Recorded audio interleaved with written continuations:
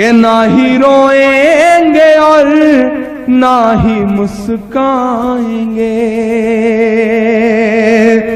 انشاءاللہ، نہ ہی روئیں گے اور نہ ہی مسکائیں گے۔ استقبال ہے ناظرین آپ سبھی کا یار مشاعرہ میڈیا میں آپ کے ساتھ محمد ارشاد۔ آئیے دوستو سنتے عمران پرتاپ گری کی ایک شاندار نظم۔ اس سے پہلے بتا دوں انسان سخت مزاج کب بنتا ہے؟ جب بہت سارے لوگ اس کی نرمی کا غلط فائدہ اٹھا چکے ہوتے ہیں۔ آئیے سنتے ہیں عمران پرتاپ گری کی نظم۔ تو آپ سے گزارش ہے ویڈیو کو لائک کیجیے اور چینل کو ضرور سبسکرائب کیجیے۔ آخری بند پڑھتا ہوں اس نظم کا صاحب کہ نہ ہی روئیں گے اور نہ ہی مسکائیں گے انشاءاللہ، نہ ہی روئیں گے اور نہ ہی مسکائیں گے، صرف نغمے شہادت کے ہی گائیں گے، صرف نغمے شہادت کے ہی گائیں گے، اپنا بیت المقدس بچانے کو تو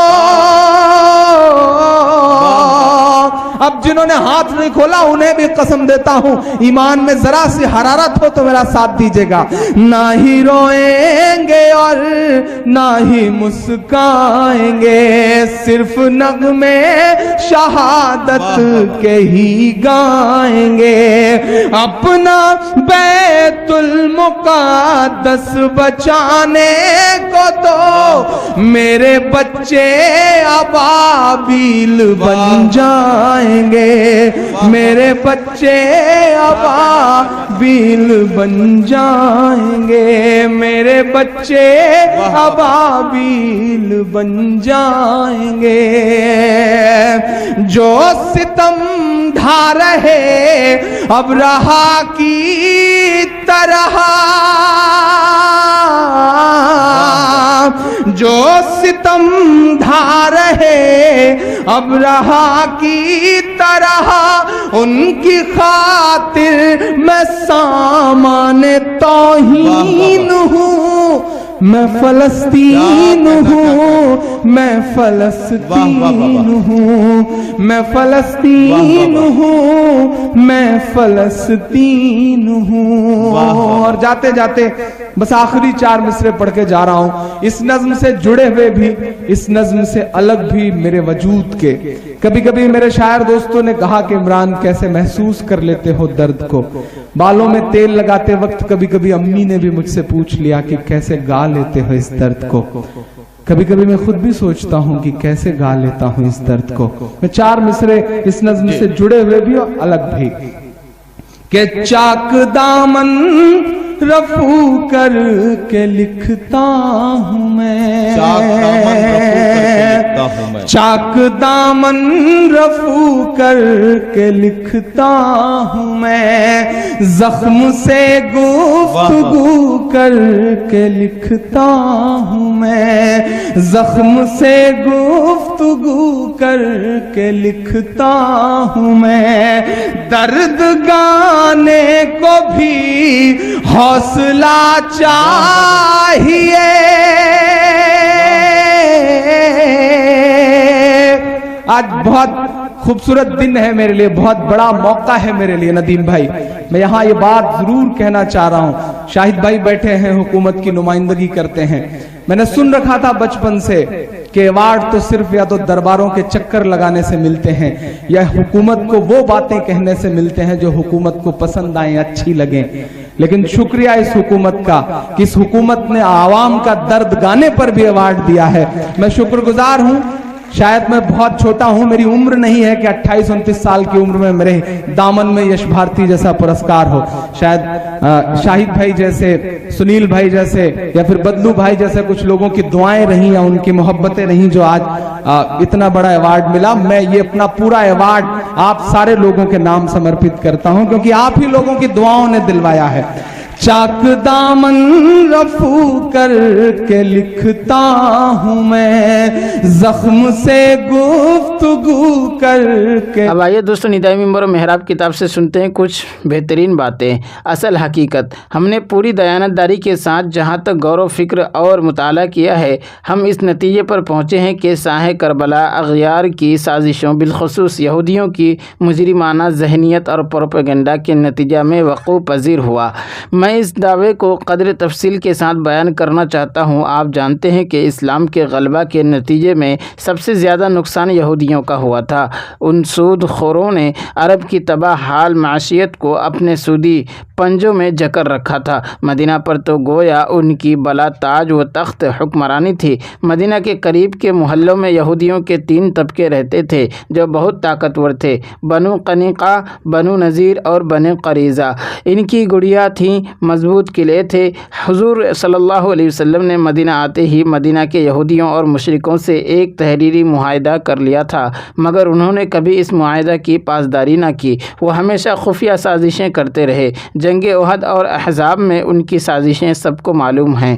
حضور اکرم صلی اللہ علیہ وسلم تک انہوں نے شہید کرنے کی سازش کی، بلکہ حضور صلی اللہ علیہ وسلم کا انتقال کہا جاتا ہے کہ زہر خورانی کے نتیجہ میں ہوا، جو ایک یہودی نے دعوت کے کھانے میں ملا دیا تھا۔ بالآخر ان کو جزیرۃ العرب سے انتہائی ذلت کے ساتھ نکلنا پڑا۔ حضور اکرم صلی اللہ علیہ وسلم نے تو ان کو خیبر میں رہنے کی اجازت دے دی تھی، لیکن حضرت عمر نے تنگ آ کر ان کو خیبر سے بھی نکال دیا۔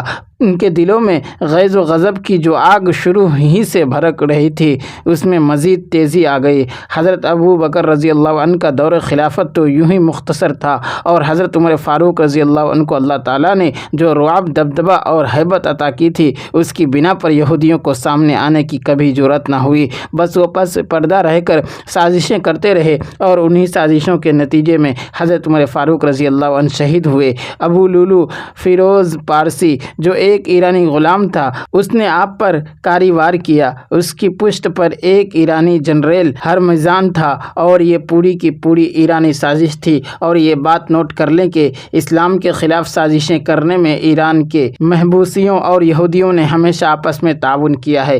عبداللہ بن سبا، حضرت عثمان چونکہ انتہائی نرم مزاج اور بردبار انسان تھے، اس لیے ان کی خلافت کے آخری دور میں عبداللہ بن سبا یہودی اٹھا۔ اس کے دل میں جوش تھا، اس کے دماغ میں تدبیروں کا خزانہ تھا۔ اس نے انسانی طبیعتوں پر غور کیا تھا، موقع اور محل پہچانتا تھا۔ اس نے بظاہر حضرت عثمان کے ہاتھوں پر اسلام قبول کر لیا، اور وہ پھر انتہائی عیاری کے ساتھ ذہنوں کی تہذیب کاری میں مصروف ہو گیا۔ اس کا ہر وقت کا سبق تھا کہ بنو ہاشم کے حقوق سب سے بڑھ کر ہیں، لیکن خلافت عثمانی کے زمانہ میں حکومت میں ان کا وہ حصہ نہیں جو بنو امیہ کا ہے۔